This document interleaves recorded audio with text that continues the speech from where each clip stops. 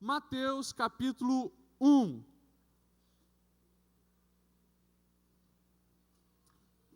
Evangelho de Jesus, segundo escreveu Mateus, no capítulo 1. É bem fácil.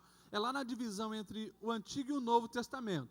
O primeiro dos evangelhos é o Evangelho segundo Mateus. Você vai lá no capítulo 1. Fala comigo assim: a Bíblia é a palavra de Deus. A Bíblia me diz o que eu devo fazer, como devo proceder e como devo viver. Eu sou o que a Bíblia diz que eu sou. Eu tenho o que a Bíblia diz que eu tenho. E eu posso o que a Bíblia diz que eu posso fazer. Amém? Mateus 1 diz assim: registro da genealogia de Jesus Cristo, filho de Davi, filho de Abraão. Abraão gerou Isaque, Isaque gerou Jacó, Jacó gerou Judá e seus irmãos, Judá gerou Pérez e Zerá, cuja mãe foi Tamar, Pérez gerou Esrom, Esrom gerou Arão, Arão gerou Aminadab, Aminadab gerou Nasson, Nasson gerou Salmão, Salmão gerou Boaz, cuja mãe foi Raabe, Boaz gerou Obed, cuja mãe foi Ruth, Obed gerou Jessé, e Jessé gerou o rei Davi. Davi gerou Salomão, cuja mãe tinha sido mulher de Urias. Salomão gerou Roboão, Roboão gerou Abias, Abias gerou Asa, Asa gerou Josafá, Josafá gerou Jorão, Jorão gerou Uzias, Uzias gerou Jotão, Jotão gerou Acás, Acás gerou Ezequias, Ezequias gerou Manassés, e o Manassés gerou Amon, Amon gerou Josias, e Josias gerou Jeconias e seus irmãos, no tempo do exílio na Babilônia.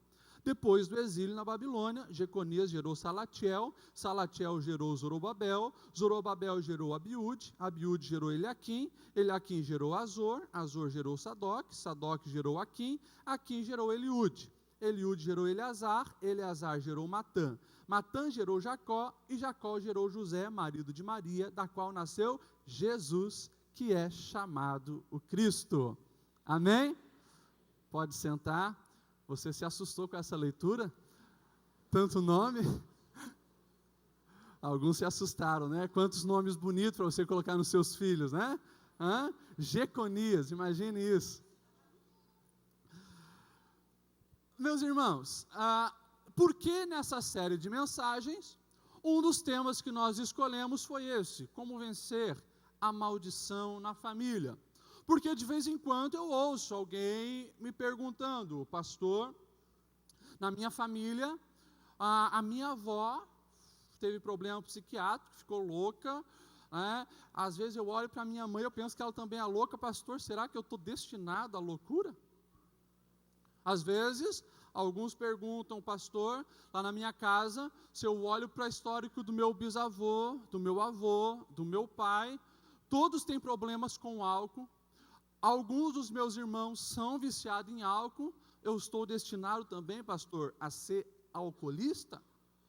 Pastor, na minha casa todos têm sangue quente, nós brigamos, nós partimos para a briga, nós não aguentamos aforo, e nós partimos para a porrada mesmo.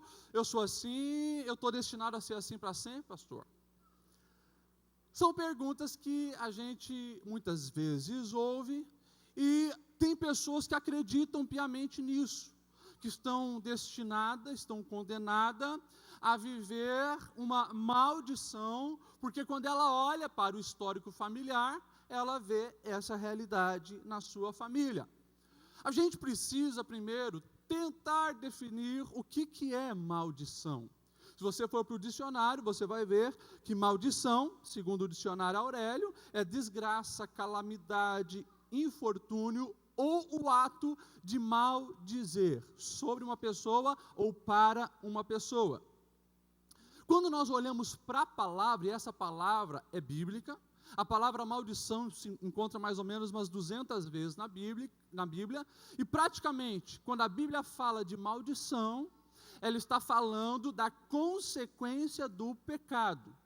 É o castigo da quebra de um mandamento.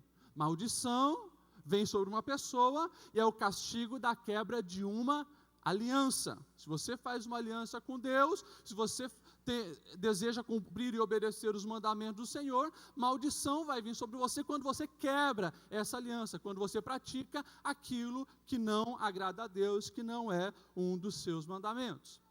Pastor, e essa pergunta, o que eu devo fazer para vencer então maldições na minha família? Eu quero aqui deixar 3 coisas bem claras e diretas. Esse é um assunto profundo, esse é um assunto confuso. Muitas pessoas pensam que maldição é algo hereditário, a maldição hereditária. Nós vamos tentar esclarecer isso. E nós não temos muito tempo aqui, porque não é culto de ensino, mas eu gostaria de ensinar algumas coisas para vocês, pelo menos 3. A primeira delas é justamente que vocês precisam entender que não existe família perfeita. A família não determina o meu sucesso e o meu fracasso. Você pode dizer comigo, a família não determina o meu sucesso ou o meu fracasso. Família pode sim influenciar no teu sucesso ou no teu fracasso, mas família não determina o teu sucesso e o teu fracasso.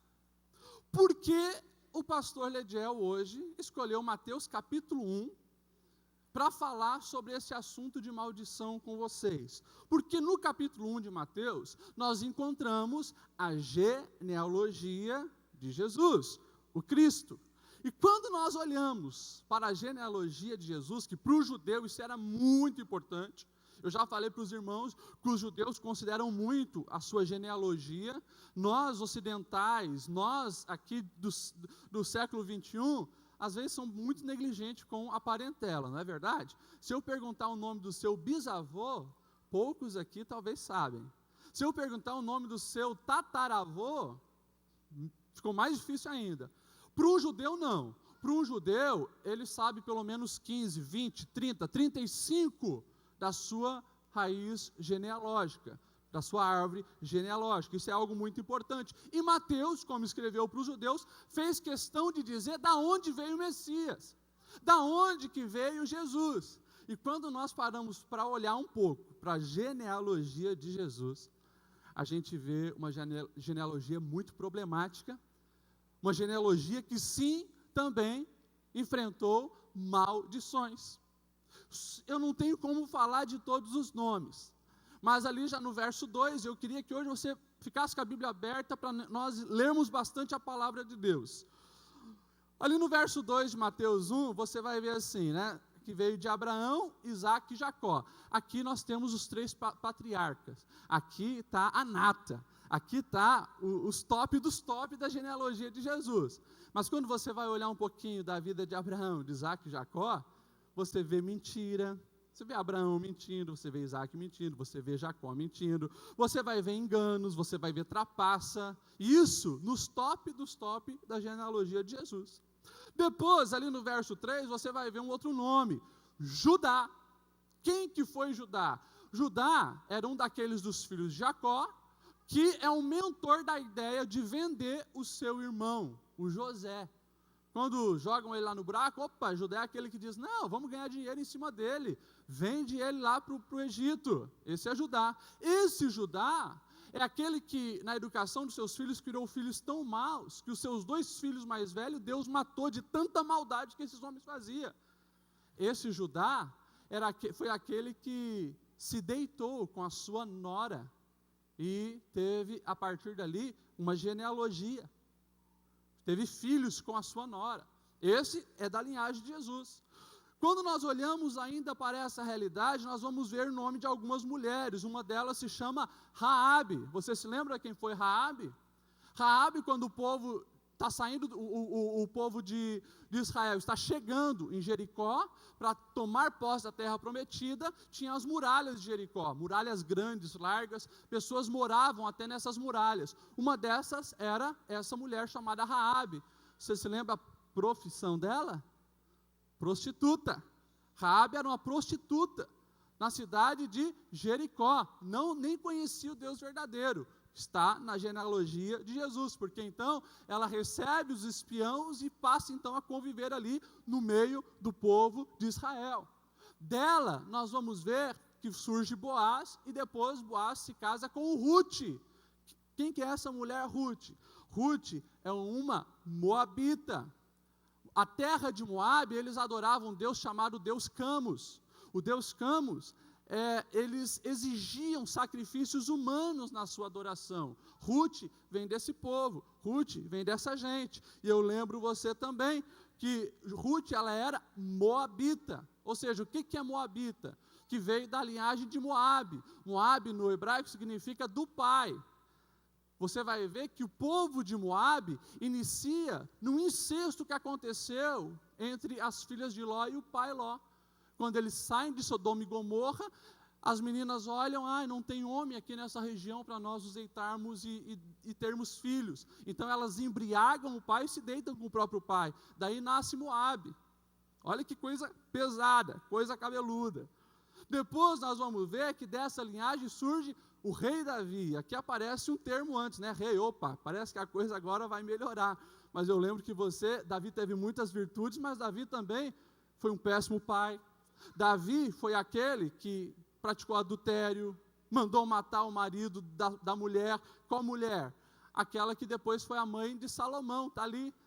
O texto que nós lemos, o verso 6, diz que Davi, então, teve Salomão da mulher do Urias, o cara que ele mandou matar. Esse era o rei Davi. Você vai ver alguns outros nomes, como Roboão, aquele que causou a divisão do povo de Israel. Você vai ver o nome Uzias. Uzias é aquele rei que pega a lepra, porque ele desonra o sagrado. Ele quer entrar na presença do Senhor sem estar purificado e sem poder, porque era um ato dos sacerdotes fazendo. Ele é punido com lepra por causa dessa desobediência. Está lá na linhagem de Jesus. Você vai ver Acás, que era idólatra. Acás chegou a oferecer um de seus filhos em sacrifício a um Deus estranho. Depois você vai ver também Manassés, que era idólatra, também ofereceu seus filhos em sacrifício. Você vai ver Amon, também idólatra. Ou seja, gente, quando nós olhamos nome por nome da genealogia, da onde veio Jesus, é de arrepiar o cabelo. A gente vê quanta coisa errada, quanta coisa que não devia acontecer, quanta prática de maldição. Mas eu pergunto para você, Jesus teve sucesso ou não teve sucesso? Jesus cumpriu o seu propósito ou não cumpriu o seu propósito? O Filho de Deus, ele escolheu essa genealogia, toda errada, toda confusa, toda cheia de problema, mas ele sabia que a partir dele, aquilo podia ser uma bênção. E aqui a primeira verdade que você precisa entender. A tua família, por mais torta que seja, ela não determina o teu sucesso ou o teu fracasso. Você pode, a partir do momento que você decide, ser bênção na sua casa e encerrar um ciclo de maldição. Segunda verdade que eu gostaria que você entendesse, que nós não devemos ficar terceirizando a culpa das coisas ruins que acontecem na nossa vida. É culpa do meu pai, é culpa da minha mãe, é porque eu nasci nessa família amaldiçoada. Da onde veio essa ideia de maldição hereditária? Você já ouviu isso? E aqui, entenda, nós não estamos falando de questão biológica, não estou falando de doenças hereditárias, porque a gente sabe que sim, geneticamente falando, tem doenças que passam de pai para filho. Nós estamos falando de comportamento, nós estamos falando de emoções, nós estamos falando de espiritualidade, nós estamos falando disso, que pode ter influência, mas não determina. Nós precisamos aprender a não terceirizar a culpa. Essa ideia de hereditariedade na maldição vem lá da lei de Moisés. Se você abrir a Bíblia lá em Êxodo, capítulo 20, verso 4, 5, você vai ver que Êxodo é quando Moisés recebe a lei e passa a lei para o povo. Daí você vai ver no verso 4 a 6, dizendo assim: vocês não devem fazer imagem de escultura, nem semelhança alguma do que há em cima no céu, nem embaixo na terra, nem nas águas debaixo da terra.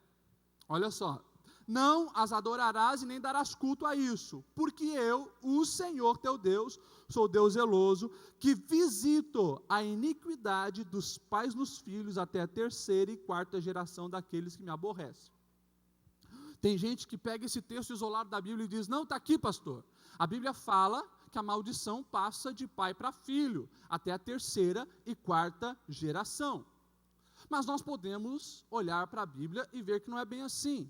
Uma das regras da hermenêutica, que é a interpretação dos textos sagrados, é que a Bíblia interpreta a própria Bíblia. E daí nós olhamos na Escritura e nós vamos ver Deuteronômio 24:16, já algo um pouco diferente. Os pais não serão mortos em lugar dos filhos, nem os filhos em lugar dos pais. Cada um morrerá pelo seu próprio pecado.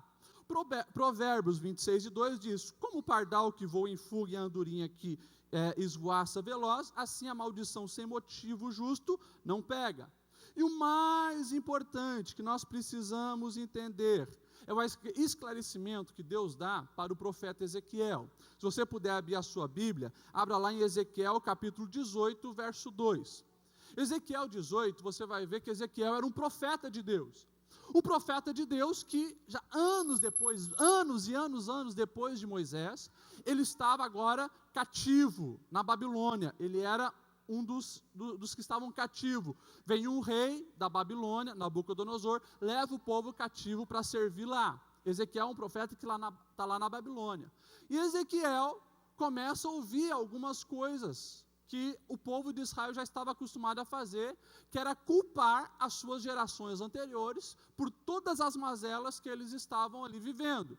E olha só o que Deus vai dizer então para o povo de Israel. O verso 2 e 4 diz assim, Deus perguntando, o que vocês querem dizer, povo, quando citam o provérbio que está aí em Israel dizendo, os pais comem uvas verdes e os dentes dos filhos se embotam? Olha o que Deus diz, eu juro pela minha vida, palavra do soberano Senhor, que vocês não citarão mais esse provérbio em Israel, pois todos me pertencem, tanto o pai como o filho me pertence, aquele que pecar é que morrerá. Olha o verso 20, aquele que pecar é que morrerá, o filho não levará a culpa do pai, nem o pai levará a culpa do filho, a justiça do justo lhe será acreditada, e a impiedade do ímpio lhe será cobrada. Deus está esclarecendo para o povo de Israel parar com esse negócio de dizer que todas as coisas estão erradas na vida deles por culpa deles, pelos problemas dele. Deus está dizendo, para com esse provérbio, dizendo que os pais comeram uvas verdes e é os dentes dos filhos que estão embotoando. Para com isso. Essa é uma verdade que desde que o pecado entrou no mundo acontece, a terceirização da culpa. Você lembra lá no Éden? Quando Deus se apresenta, procura, cadê Adão, cadê Eva, Adão, cadê você? E daí, ele aparece lá, a gente ficou com vergonha porque nós estávamos nus. Quem falou que vocês estavam nus? É que a mulher comeu o fruto proibido. A culpa é da mulher. E daí a mulher olha para Deus e diz, a culpa não é minha, a culpa foi da serpente que me enganou. A terceirização da culpa um para o outro. E Deus traz esse esclarecimento para que hoje nós venhamos entender que por mais que as nossas famílias fizeram escolhas erradas, nós não devemos ficar terceirizando a culpa de um, a culpa do outro, olhando para a nossa vida e dizendo, eu fiz escolha errada por causa do meu pai, eu fiz escolha errada por causa da minha mãe, eu sou assim por causa do fulano, eu sou assim por causa do ciclano e assim por diante. Mas pastor, o que então quer dizer lá em Êxodo, no capítulo 20, sobre a terceira e quarta geração? Eu entendo, e quando nós olhamos o contexto da palavra, que isso é uma punição e é resultado justamente da convivência e da imitação comportamental. Porque quando nós olhamos para a lógica da vida, nós vemos que os pais estabelecem o padrão de comportamento para a família. Quando você olha para uma família, você vai ver que quem determina o comportamento daquela família, no geral, a maior influência vem do pai e vem da mãe. Por exemplo, se um pai é alcoólatra, todo dia ele chega bêbado em casa, bate na família, bate na esposa, bate nos filhos, aquela criança que cresceu vendo isso vai crescer traumatizada, uma influência direta. É bem provável que isso ali vai deixar lacunas na vida dela, que ela não vai conseguir, no geral, superar e vai passar alguma coisa para os seus filhos. Por isso o texto diz, até a terceira e a quarta geração. Você vai ver algumas pessoas dizendo, pastor, na minha família, a minha avó era feiticeira. A minha avó pegava cabelo das pessoas, colocava lá no óleo, fazia né, benzia e tal, e pedia maldição para um, benção para outra. Então a minha família está debaixo de maldição. A gente precisa entender que os demônios são territoriais. Se alguém numa casa dá legalidade para o diabo, ele entra e realmente ele prejudica toda a família. Enquanto não houver alguém que se posicione para quebrar aquilo, para se render ao Senhor, realmente a influência negativa estará lá. Mas nós precisamos entender que nós temos a responsabilidade de mudar a situação da nossa vida e da nossa casa e não ficar terceirizando. Você vai encontrar nos discursos, né, das pessoas sempre dizendo: pastor, eu sou assim porque eu fui rejeitado no ventre da minha mãe, tentaram me abortar, é por isso que eu sou revoltado, por isso que eu sou rebelde, por isso que eu não tenho prazer na vida. Algumas pessoas chegam para a gente e dizem: pastor, eu estou condenado a um destino maldito, porque olha o nome que me deram o nome de Mara, amarga, então eu vou ser sempre uma mulher amarga. Pastor, olha o nome que me deram, Dolores, que é dor. Pastor, olha o nome que me deram, Adriano, filho das trevas. E as pessoas tentam o tempo todo terceirizar o nome, mas quando nós olhamos para a Bíblia, nós vamos ver um Judas traindo Jesus, mas Judas significa louvor. Nós vamos ver um Abias, filho de Samuel, Abias significa Jeová é pai, sendo alguém rebelde, corrupto. Nós vamos ver Absalão, pai da paz, sendo o filho de Davi, que vai querer matar o pai e se torna assassino. Ou seja, a gente precisa entender que o nome não determina quem nós seremos, a família não determina quem nós seremos, as circunstâncias ao nosso redor não determinam quem nós seremos. O que determina quem nós seremos são as escolhas que nós fazemos na nossa vida. Às vezes você vê pessoas dizendo: pastor, o meu pai sempre foi mulherengo, meu avô era mulherengo, traía, então eu estou destinado a isso mesmo, porque é uma maldição hereditária. Não, isso é sem vergonhice. Isso é sem vergonhice. Pastor, é que lá na minha família, se eu olho para trás, a minha mãe já não gostava muito de trabalhar, então eu também, estou vindo meio assim. Isso é preguiça. Você precisa escolher dar um basta nisso. Por quê? Cada um, como diz Paulo na carta aos Romanos, capítulo 14 e 12, cada um de nós prestará conta a Deus pelos seus próprios atos. Você não vai ter desculpa quando se apresentar diante de Deus e dizer: meu pai, é meu avô, é fulano. Não, é você. É as tuas escolhas, é as tuas decisões, é aquilo que você escolheu viver para você. Basta você olhar para a sociedade, você vai ver pessoas que vieram de uma família desgraçada, mas se tornaram pessoas de bem, assim como pessoas que vieram de família de bens, pai trabalhador, mãe mulher de Deus, e se torna um caco, se torna uma pessoa totalmente destruída. Olha para a sociedade, e você vai ver que esse discurso não cola. Então, para de transferir a culpa para outras pessoas. Quando nós olhamos para a Bíblia, a gente vai ver esses exemplos o tempo todo. Você vai ver um Samuel, um profeta, um juiz, um homem inteiramente íntegro, que viveu a sua vida de ponta a ponta, sem assim, você conseguir encontrar um erro no cara. Mas quando você olha os filhos dele, os filhos de Samuel, eram homens maus, homens avarentos, tornaram gananciosos, aceitavam suborno. 1 Samuel 8:3. E você vai ver um Jabes, filho da dor, chamado de filho da dor, ser o mais ilustre dos seus irmãos, porque não aceitou esse rótulo. Então, nós precisamos entender que a nossa família não determina quem nós seremos. Nós vencemos a maldição quando paramos de terceirizar a culpa, de achar desculpa para tudo e colocar o problema nas outras pessoas. E a maneira mais eficaz de nós vencermos qualquer maldição na família simplesmente nascer de novo em Cristo Jesus. É vencer o mal com o bem. Abra mão dessa ideia fatalista de que existe um destino pronto para você Isso é mentira. É as tuas escolhas hoje que vão determinar aonde você vai chegar. E a melhor maneira de encerrar qualquer comportamento errado, pecaminoso, legalidade para diabo que deram na sua família, a melhor maneira de quebrar qualquer maldição é entregar a vida ao Senhor Jesus e deixar Ele governar os nossos passos. 1 João 5,18, eu vou ler alguns versículos para vocês entenderem isso, para nós caminharmos para o final. João diz: sabemos que todo aquele que é nascido de Deus não está no pecado, aquele que nasceu de Deus, Deus o protege, e o maligno não o atinge. Quer proteção de Deus? Se renda ao senhorio de Jesus, porque o diabo não pode tocar naqueles que renderam o coração a Deus, aqueles que fazem parte dessa aliança a Deus. Eu já falei para os irmãos que não existe esse negócio místico de que aceitar Jesus é quando o pastor pergunta se alguém quer aceitar Jesus, levantar a mão e o fato de vir aqui na frente receber uma oração, pronto, tudo muda.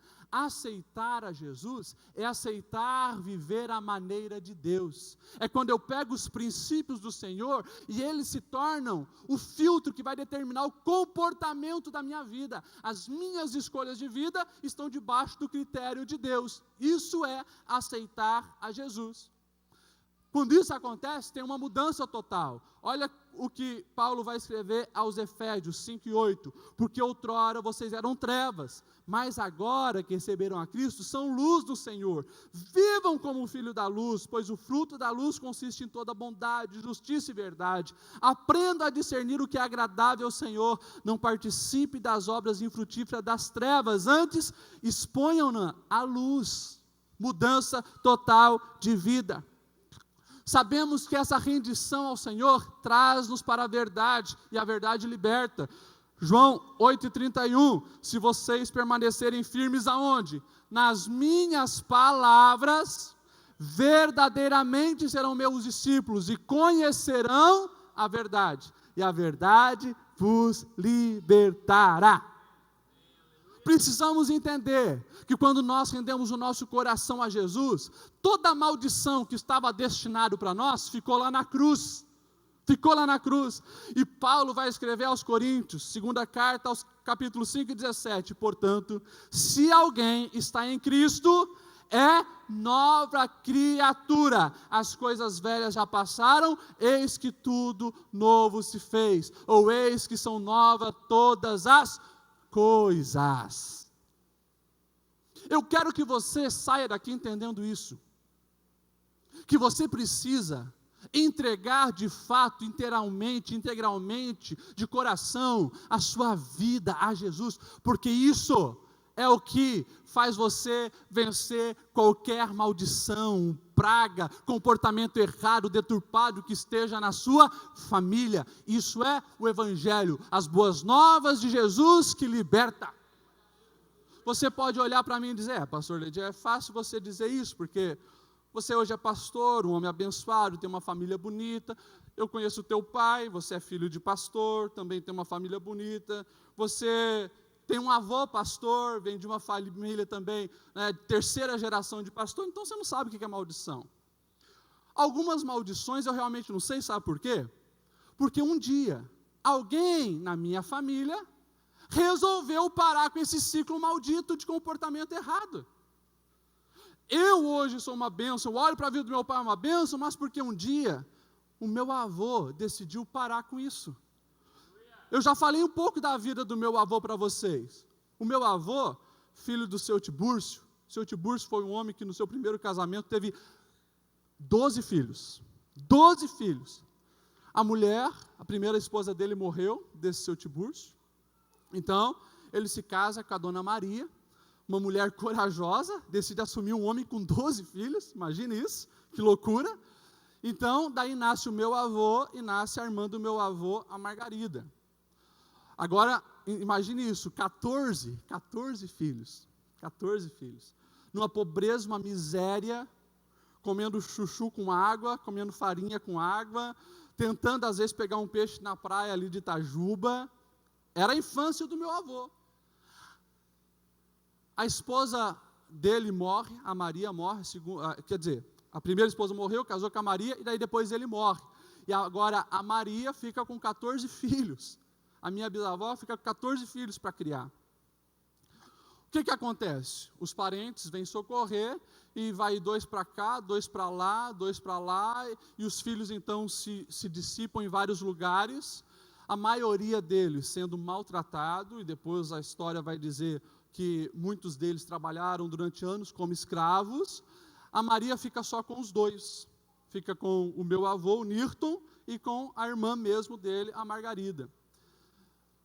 O tempo passa, e ela então decide se casar novamente com quem? Com o irmão desse meu bisavô, do seu Tiburcio, que morreu. Ela imaginando que seria tão bom, porque era um homem bom, o seu Tiburcio, amável, tratava bem ela, mas o outro era um caco, um sem vergonha.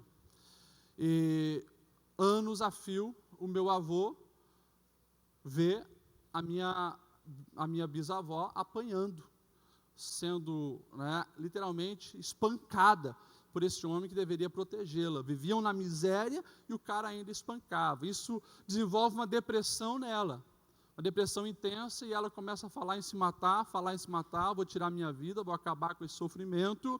E o meu avô, sendo o irmão mais velho, ele fica responsável então de cuidar dela. Enquanto o homem ia trabalhar, ele ficava cuidando dela, tirando faca, tirando qualquer objeto cortante, escondendo corda, porque ela vinha com o discurso que ia se matar. Passam 5 meses e um dia, quando os amigos dele convidam ele para ir pegar palmito no matagal, ele vai, e quando ele volta, a irmã sai gritando, chorando, desesperada. A menininha devia ter uns 4, 5 anos na época, dizendo: a mamãe tirou a vida, a mamãe se matou. E quando ele vai entrar na casa, do lado da cama dele, ele esbarra no corpo pendurado, enforcada num lençol. Olha só, família do meu avô. O que acontece? Agora alguém tem que acolher aquelas 2 crianças. E a menina, ela é adotada por uns tios, ele é adotado por outros. A menina vem a falecer alguns meses depois. E ele passa então a trabalhar, desde os seus 8 anos de idade, como escravo. Cedo limpando casa, cedo indo para a roça, fazendo as coisas, voltando tarde, e vai assim, de uma casa para outra, de uma casa para outra. Ele vai saber o que é botar um sapato no pé, só aos seus 15 anos de idade. Quando você conversa com ele, ele tem trauma de que ele chamava o carro da meia-noite, que ele se lembrava que ali em Joinville, numa das casas que ele morou, como não tinha água encanada nem esgoto, tinha aquelas patentes, tinha latões debaixo das patentes onde as fezes caíam. Ele era o responsável de todo dia à meia-noite tirar aqueles latão, depois de um dia inteiro de trabalho, levar para a rua, para a carroça, levar as fezes das pessoas. Então, é o histórico dele. Vai vivendo assim, perdido de uma casa a outra, de uma casa a outra. Alguns dão oportunidade para ele trabalhar, tal. A vida dele muda quando ele ouve falar desse Jesus. Quando ele ouve falar do Evangelho, ele diz: opa, aqui está uma verdade que eu preciso, aqui está uma verdade que muda, aqui está uma verdade que vai apagar toda essa maldição na minha família. O meu avô se converte aos 18 anos e se torna uma bênção. Vocês conhecem ele, está por aí com 85 anos, pregando, louvando a Deus, sendo uma bênção. Durante 60 anos, enquanto ele esteve casado com a minha avó, foi um marido exemplar. Era do tipo romântico, que escrevia recadinho de amor, era do tipo romântico, que fazia comidinha para ela, levava na cama. A gente cresceu vendo isso. Mas ele não cresceu vendo a mãe sendo espancada, mas ele decidiu ser diferente. Ele decidiu mudar. Ele decidiu interromper essa maldição e se tornou uma bênção. Eu quero que você se coloque em pé nessa noite. E eu quero perguntar para você: você vai permitir que esse ciclo de maldição, de comportamento errado, permaneça na sua vida? Vai continuar dando desculpa, dizendo: é a maldição hereditária que passa de pai para filho? Não existe isso em Cristo. Em Cristo todas as maldições caem por terra. E o que nós precisamos fazer? É só responder essa graça. Eu quero essa graça de Jesus na minha vida.